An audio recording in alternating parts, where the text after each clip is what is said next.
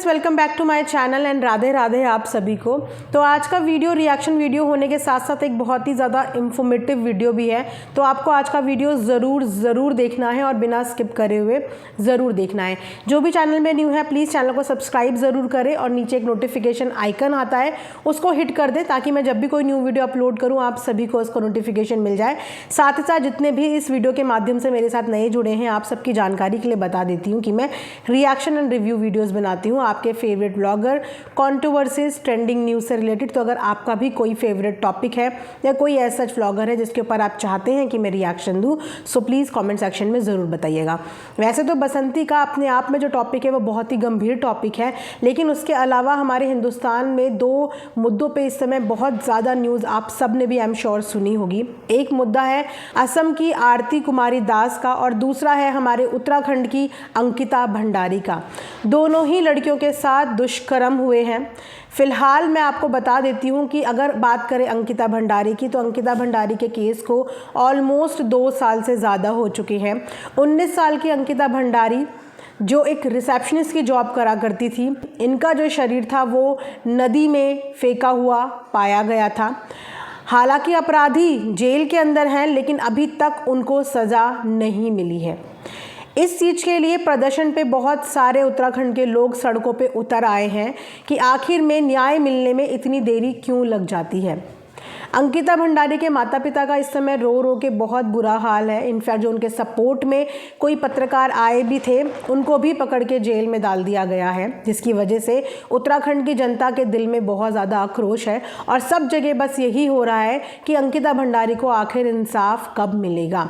जबकि इस कार्रवाई के लिए ऊपर से ये निर्देश दिए गए थे कि इस कार्रवाई के बारे में जल्दी से जल्दी न्याय मिलना चाहिए, लेकिन उसके बाद भी इतना बड़ा कांड उत्तराखंड जैसी जगह पे हो जाना और न्याय के लिए माता पिता को 2 साल तक चक्कर लगाते रहना, तो न्याय कहाँ है। ये मुद्दा अभी ठंडा हुआ नहीं था कि एक और असम का नया मुद्दा सामने आया है जिसमें नाबालिग यानी कि मात्र 16 साल की लड़की जो अपने घर से बाहर कुछ काम करने के लिए गई थी उसके बाद गायब हो जाती है। गायब होने के बाद माता पिता द्वारा उसकी खूब खोजबीन की जाती है और खोजबीन करने के बाद उस लड़की का शव रेलवे प्लेटफॉर्म के पास पड़ा हुआ मिलता है। साथ ही साथ लड़की के साथ दुष्कर्म की रिपोर्ट्स भी सामने आ रही हैं। अब चाहे उत्तराखंड की अंकिता की बात करें, चाहे आसाम की आरती की बात करें, आखिर न्याय परिषद में इंसाफ के लिए इतनी ज़्यादा देरी क्यों लग रही है? क्यों हमारे भारत की बेटियां इतनी असुरक्षित हैं? क्यों नाबालिग बेटियों के साथ, बच्चियों के साथ इस तरीके की घिनौनी हरकत करने वाले लोग पकड़े नहीं जा रहे हैं? क्यों इन लोगों को डर नहीं लग रहा है? क्यों ये लोग जेल के पीछे नहीं हैं? आखिर क्या वजह हो रही हैं? तो जिनके भी घरों में बेटियां हैं, जो भी गांव में हैं, देहात में हैं, मेट्रो सिटी में हैं, दुनिया के किसी भी कोने में हैं, आपकी बच्चियां आपकी जिम्मेदारी हैं, आपकी बेटियां आपकी जिम्मेदारी हैं, अपनी बेटियों की सेफ्टी आपकी जिम्मेदारी है। तो कृपया करके अपने घर की बच्चियों पे पूरी निगरानी, पूरी नज़र रखिए। उनको बहकने, किसी को फुसलाने मत दीजिए। उनका आना जाना, उठना बैठना, हर चीज़ के बारे में माता पिता का अवगत होना बहुत ज़्यादा ज़रूरी है, क्योंकि ऐसे गंदे लोग, ऐसे बहरूपिये हमारे ही बीच में होते हैं जिन्हें शायद हम अपनी निगाहों से पहचान नहीं पाते। इसीलिए हर चीज़ के लिए माता पिता को आज की डेट में जागरूक होना बहुत ज़्यादा ज़रूरी है। ये सारा इंसिडेंट इस वीडियो में बताने का मतलब यही है कि अब बसंती के ऊपर बेटी की जिम्मेदारी है, वो भी अकेले, और बिना गार्जियन के एक बच्ची को संभालना मुश्किल होता है लेकिन नामुमकिन नहीं होता। तो अपने बच्चों को संभालना बसंती को पड़ेगा और इसीलिए मैं बार बार इस चीज़ के लिए बोलती हूँ कि ऐसी हरकत ना किसी और बेटी के साथ हो। परिवार का संयुक्त होना बहुत ज़्यादा ज़रूरी होता है। वो बोलते हैं ना एक कहावत, अब पछताए क्या हो तो जब चिड़ियाँ चुग गई खेत। तो कोई भी हानि होने का इंतज़ार नहीं करना चाहिए, उससे पहले आप सबके बीच में एक बॉन्ड होना चाहिए, एकता होनी चाहिए, क्योंकि एकता में ही शक्ति होती है। जैसे जैसे ये न्यूज़ सुन रहे हैं ना, वैसे वैसे जिन जिन के घरों में बेटियां हैं ना, हर बेटी वाले माता पिता के रोंगटे खड़े हो रहे हैं और उस पे मैं अनीता जी के परिवार से पर्सनल लेवल पे ये रिक्वेस्ट करना चाहूँगी कि बीते दिनों आप लोगों के बीच में कुछ भी हुआ हो, लेकिन अब आप लोग आगे बढ़ के प्लीज़ इस मैटर को अपना सॉल्व करने की कोशिश कीजिए। वाकई में बच्चों के भविष्य और बच्ची की सेफ्टी की बात है। बहुत सारे लोगों ने कमेंट्स करके ये बोला है कि बसंती जी बहुत ज़्यादा लड़ती थी, अपने पति के साथ झगड़ा करती थी, इनको वो बोलती थी, इनको वो बोलती थी। वो सारी बातें बीते दिनों की हैं, लेकिन आज की स्थिति उनकी कल की स्थितियों से बिल्कुल अलग है, बिल्कुल डिफरेंट है। उस समय की बसंती एक अलग चीज़ से ग्रस्त भी थी।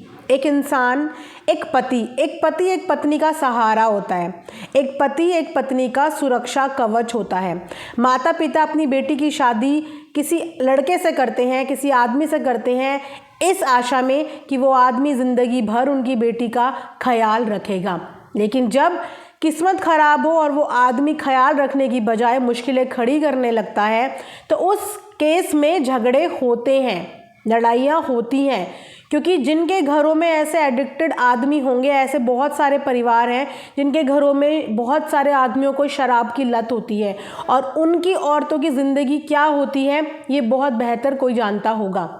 मुझे आज भी एक किस्सा याद है कि मैं एक बार एक फंक्शन अटेंड करने के लिए गांव में गई थी। जहाँ पे मैं फंक्शन अटेंड करने गई थी, 2-3 घर छोड़ के एक फैमिली रहती थी जहाँ पे हस्बैंड वाइफ थे।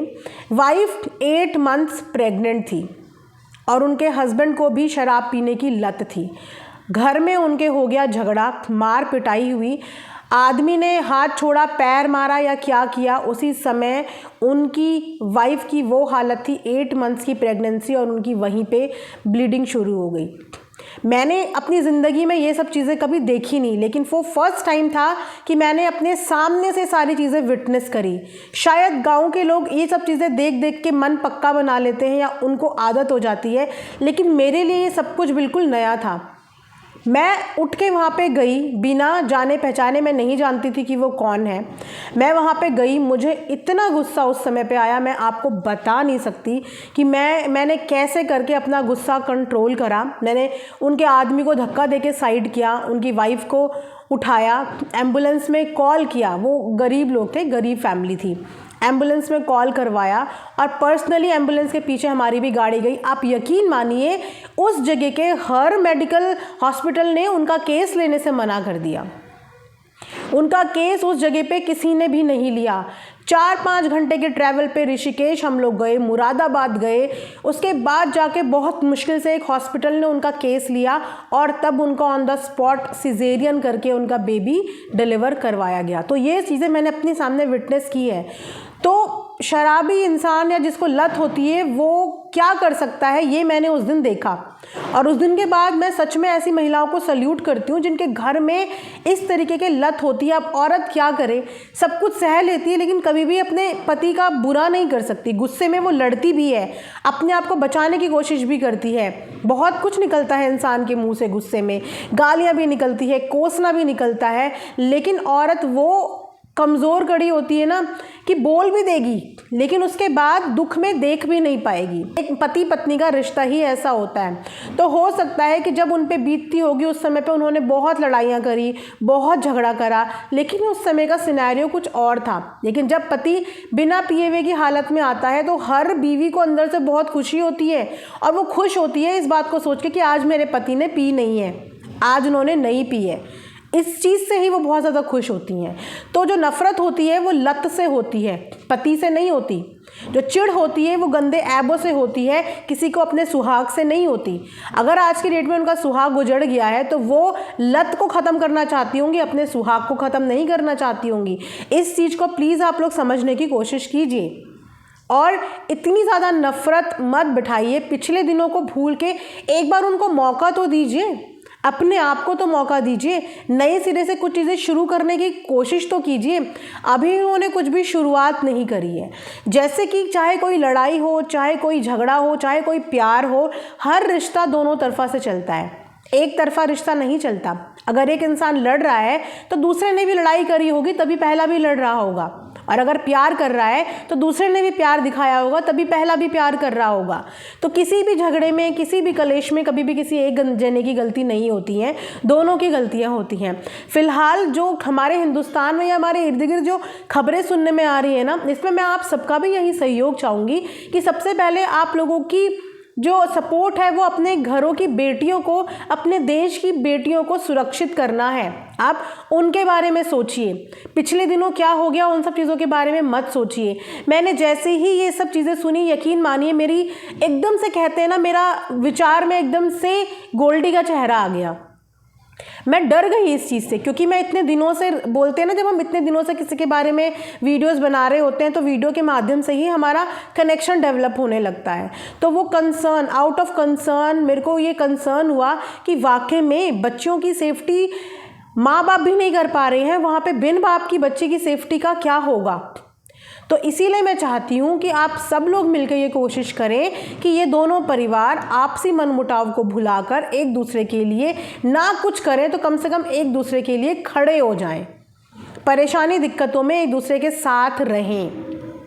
बीते दिनों जो हो गया, बच्चों का दिमाग बहुत कोमल होता है, बच्चा प्यार का भूखा होता है। अगर आप बच्चे को प्यार दिखाओगे तो कौन बच्चा आपसे नफरत करेगा। आज मैं इतनी दूर हूँ, अगर दूर से बैठे हुए मैं किसी के दिल में अपने लिए प्यार डेवलप कर सकती हूँ, जिन लोगों से मेरा रिश्ता भी नहीं है, आप सबसे मेरा रिश्ता नहीं है, लेकिन आप में से इतने लोग मुझे इतनी दुआएं देते हैं, तो मैं इतनी दूर से बैठे हुए अगर आप सबका प्यार कमा सकती हूँ, तो घर वाले एक दूसरे के सामने बैठ के एक दूसरे का प्यार क्यों कमा नहीं सकते। दोनों को ही पहल करनी पड़ेगी, अपने लिए ना सही, अपने ईगो के लिए ना सही, पर अपने बच्चों के लिए पहल करनी पड़ेगी, क्योंकि ये आप ही का परिवार है, आप ही का वंश है, आप ही का खून है। अगर कल को ये तरक्की करेंगे तो आपके परिवार की ही वाहवाही होगी, चाहे यूट्यूब में हो, चाहे यूट्यूब से बाहर हो, सब बोलेंगे कि अरे देखो देखो ये लाला जी का परिवार था, क्योंकि लाला जी ने पहले व्लॉगिंग शुरू करी, उनका नाम तो यहाँ से कभी जा ही नहीं सकता, उनकी ही वाहवाही होगी। अगर ये बच्चे कल को कुछ बन जाएंगे तो भी परिवार की ही वाहवाही होगी। घर के बच्चों का जब भविष्य बनता है ना, तो सिर्फ माता पिता की नहीं, पूरे कुटुंब की वाहवाही होती है। तो थोड़ा सा इन चीज़ों पे गौर किया जाए, और प्लीज़ आप सबसे भी यही रिक्वेस्ट है कि अपने घर की बेटियों को प्लीज़ सुरक्षित रखें, हर चीज़ का दाएं बाएं का ध्यान रखें, हर आने जाने व्यक्ति पे विश्वास ना करें, हर आने जाने वाले पे अपनी निगाहें रखें। अंकिता और आरती के जस्टिस के लिए आप लोग भी पहल दिखाएं और कमेंट सेक्शन में justice for Ankita Bhandari and justice for Aarti Kumari ज़रूर लिखें। Thanks for watching earth mom Dehradun.